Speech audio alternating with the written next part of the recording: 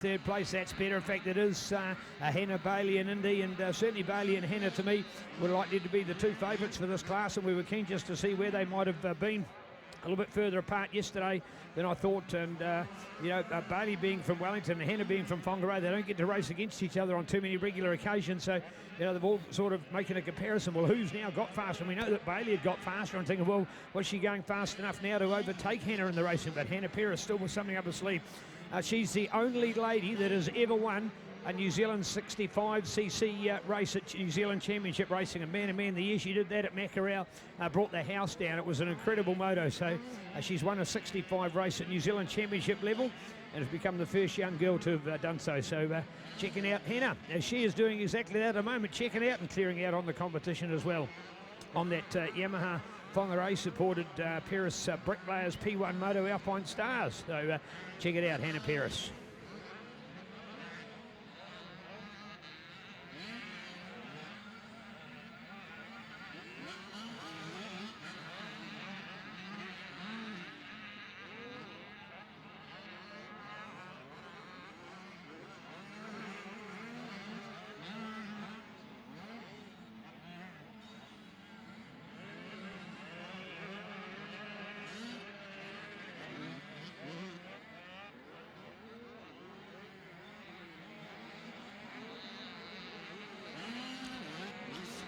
Well, so in fact we've got three race leaders out there with three classes, having our women's 12 to 16 along with women's 8 to 11, and of course our support 85s. Leading the overall women's is Hannah Peris.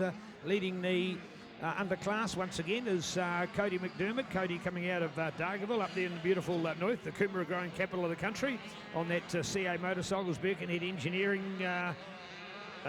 Cowrie Coast contracting. Of course, it is the Cowrie country up there after all as well. So bring on Cody and a quality ride for her. Along with Marnie, Brianna and Amelia, they're our only four entries in the 8 to 11 85cc field. But along with the seven ladies doing our big class with Tricklebanks, the women's 12 to 16.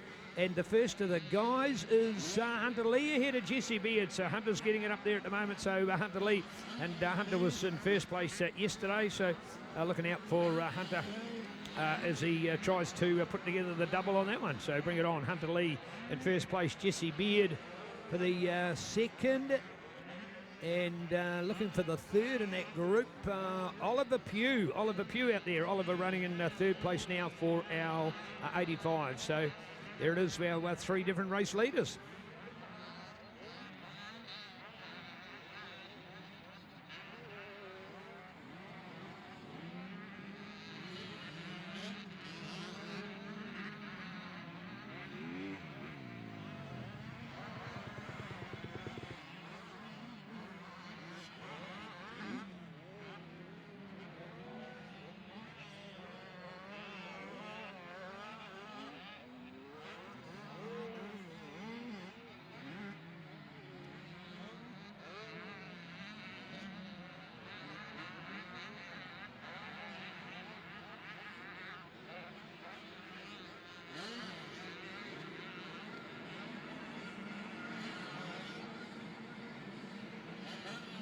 I would just like to repeat again, folks, that the end of today is not necessarily determined by what's in the program, but just what we'll get to inform you about where we're going to go to race. So we have every intention of carrying on to do as much racing as possible. That final time at around a bit after the 4 o'clock proved all right yesterday. So we'll see what the contracting crew are thinking about doing today, whether they can squeeze in a little bit more. Sort of the aim tomorrow is to have about a round and a half left to race. So that means that some guys will get 2 motos tomorrow, others to get just 1. So, and a nice early finish scheduled on our program as well, which will make it very convenient for a lot of people with prize giving and time to get away.